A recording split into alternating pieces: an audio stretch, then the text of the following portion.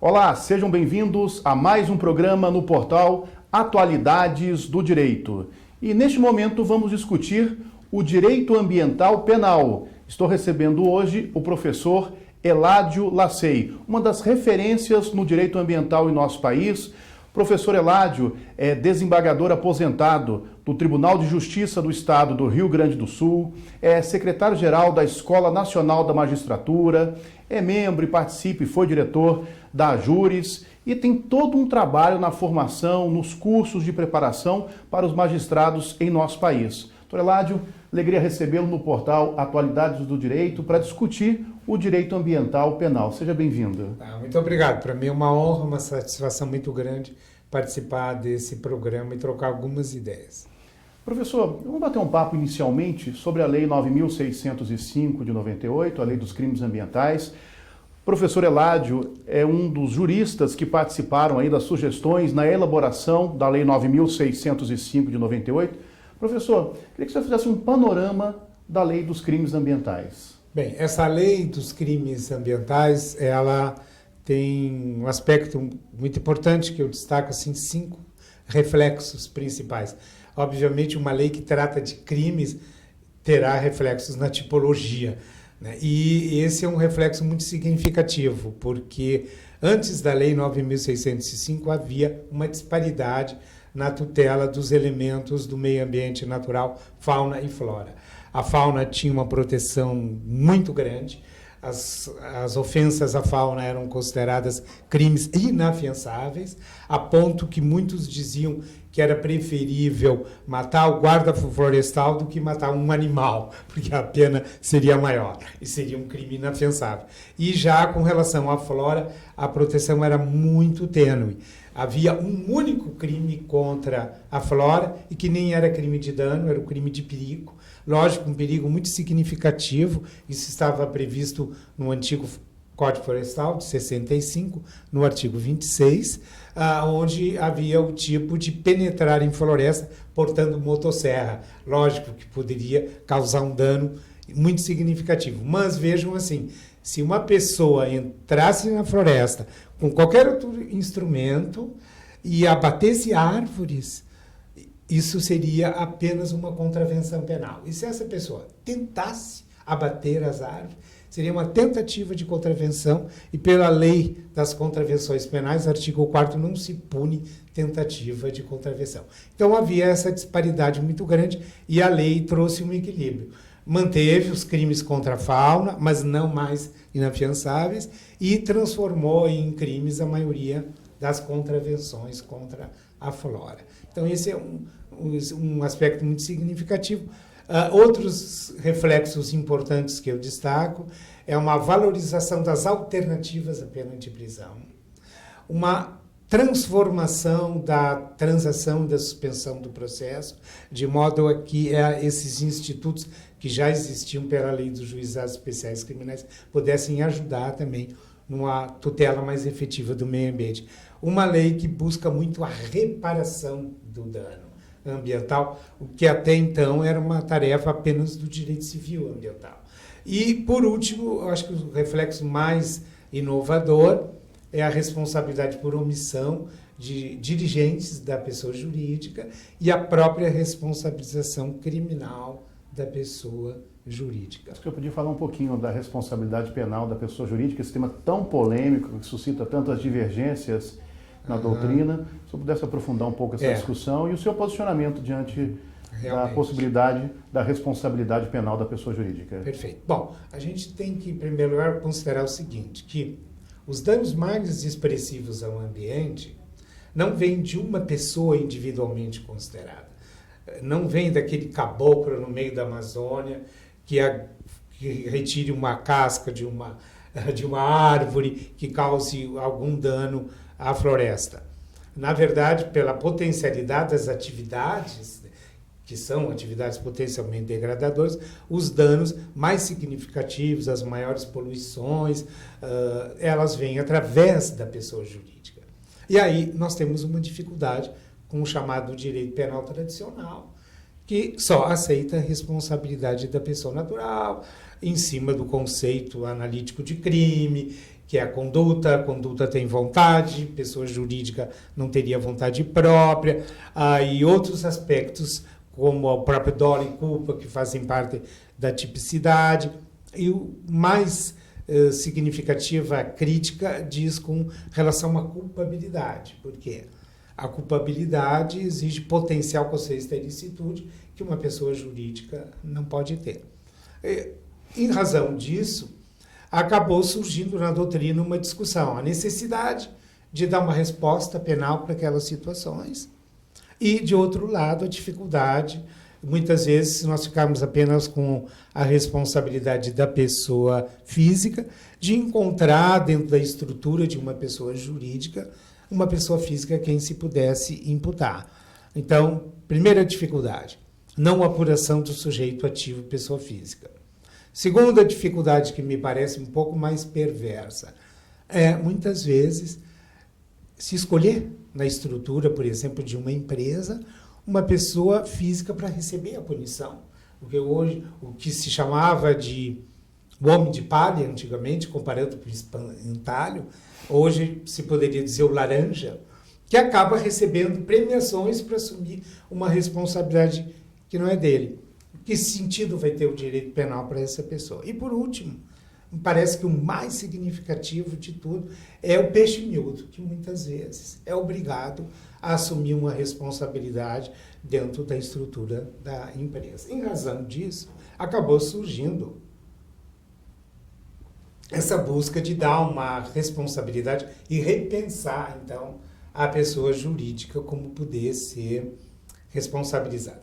Esse me parece que é um tema que também a gente, como temos um tempo limitado aqui, a gente poderia ficar horas discutindo, responsabiliza, não responsabiliza a pessoa jurídica, mas a tendência hoje no direito comparado é, em determinados, pelo menos, crimes, se admitir a responsabilidade da pessoa jurídica como uma necessidade social para se dar uma resposta. Alguns países, talvez, o direito administrativo, que alguns chamam administrativo sancionador, pudesse resolver. Mas, na maioria dos países, e eu acho que o nosso se encontra nisso, há aquela necessidade ainda de uso do direito penal como uma resposta. E aí surgiu, então, essa possibilidade. O Brasil se encontra, então, no modelo que a gente chama o modelo da especialidade. A regra é a responsabilidade da pessoa física em matéria penal. Em algumas situações, como em crimes contra o meio ambiente, se admitir essa responsabilização também à pessoa jurídica. A nossa lei, na verdade, ela trouxe a corresponsabilidade da pessoa física e jurídica. A Constituição prevê essa responsabilidade, no artigo 225, para terceiro, da pessoa jurídica também, além da física, e a lei dos crimes contra o meio ambiente, no artigo 3º, trouxe a responsabilização da pessoa jurídica, mas com algumas condicionantes, dentre elas, deliberação de pessoa física que tenha poder de comprometer a empresa, etc. A lei trouxe também, no artigo 2º, na última parte, a responsabilização por omissão do dirigente. Então, aquele dirigente que não tenha determinado, mas que sabe do crime de outro dentro da empresa e pode impedi-lo, ele também poderá ser responsabilizado. É uma extensão, então, do artigo 13 para o 2º Código Penal, que prevê a relevância da omissão. Mas sobre a pessoa jurídica, eu acho que o que existe de mais interessante hoje é a gente analisar que ela está sendo uma efetividade nos tribunais. Os tribunais de justiça, os tribunais superiores estão admitindo a responsabilidade criminal da pessoa jurídica. Mas há, dentre outras situações, o que se chama a teoria da dupla imputação. Como o artigo 3º da lei condicionou a deliberação de pessoa física, que seria o representante legal, o membro de conselho, de órgão técnico, isso acabou trazendo, pela interpretação que eu também tenho, de um concurso necessário de agentes, na verdade, entre pessoa física e jurídica. Então, aquela pessoa física que delibera, tendo poderes para isso, por uma atividade que vai causar um dano ao meio ambiente, por exemplo, uma poluição, essa pessoa será responsabilizada juntamente com a pessoa jurídica. Agora, tem situações em que Se sabe que houve deliberação, mas não se sabe quem deliberou, pessoa física. Isso até é algo que eu costumo dizer, pode se organizar, né, no sentido de que, sendo um órgão colegiado que delibera, haver uma votação secreta e vamos lá. Combinamos que um vota contra, mas não se sabe quem votou contra e quem votou a favor. Então não se sabe quem é a pessoa física e quem votar, mas se sabe que houve a deliberação. Aí a pessoa jurídica poderia ser denunciada isoladamente. Outras situações, morre a pessoa física que deliberou, está extinta a punibilidade, a pessoa jurídica poderá ser denunciada isoladamente. Mas, em outras situações, me parece que, se identificando as pessoas físicas, elas deverão necessariamente estar no mesmo processo. A jurisprudência hoje está num momento muito interessante, porque o STJ tem decisão firme já, que vem de anos, no sentido de que não é possível haver uma instauração de processo criminal contra a pessoa física isoladamente. Se a denúncia não incluir, contra a pessoa jurídica isoladamente. Se a denúncia não incluir uma pessoa física, ela é rejeitada. E agora, recentemente, no ano passado, houve uma decisão muito interessante do STF, da relatoria da ministra Rosa Weber. É verdade que foi uma decisão majoritária por 3-2, no sentido da inconstitucionalidade de uma decisão do STJ, num caso muito significativo, que foi um grande derramamento de óleo que aconteceu no Paraná, em que foi denunciada a pessoa física, 2 pessoas físicas e a pessoa jurídica. O STF apreciando um habeas corpus do presidente da empresa, o retirou do processo, argumentando que o presidente de uma grande empresa não pode ser responsabilizado pelo dia a dia que acontece longe de onde ele se encontra. E retirou essa pessoa física do processo. Mas havia também um recurso especial sobre o mesmo caso no STJ. Mas ainda tínhamos uma pessoa física junto, que era o superintendente regional. O STJ, ao apreciar o recurso especial, preliminarmente fez o que o STF não fez.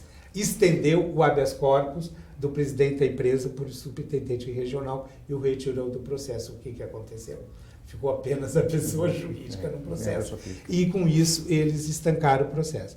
O Ministério Público Federal ingressou com um recurso extraordinário perante o STF e, por maioria, a relatoria, como já disse a ministra Rosa Weber, entenderam que a Constituição, no artigo 225, parágrafo 3º, não exige imputação conjunta. E entenderam que o processo poderia prosseguir apenas contra a pessoa jurídica. Então, é um precedente muito interessante. Não sei como a jurisprudência vai se portar. Eu tive notícia que teria havido já uma decisão do STJ, mas no mesmo sentido de manter o entendimento daquele tribunal, mas decisões de primeiro grau já existem no sentido de admitir denúncia isolada de pessoa jurídica. É um caso muito interessante. Que ainda vai suscitar. O senhor fez menção ao direito administrativo sancionador, essa é uma das críticas, até mesmo porque o que nós temos na possibilidade de pena à pessoa jurídica, a multa restritiva de direitos, prestação de serviço à comunidade, mas em especial no que se refere à multa. A multa penal é bem inferior à multa na esfera administrativa, que pode chegar a 50 milhões, se tiver uma reincidência genérica ou específica, pode chegar a um valor muito maior. Então essa é uma observação muito constante que os críticos defendem aí o direito administrativo sancionador com maior efetividade. Eu queria ouvir a opinião do senhor nesse sentido.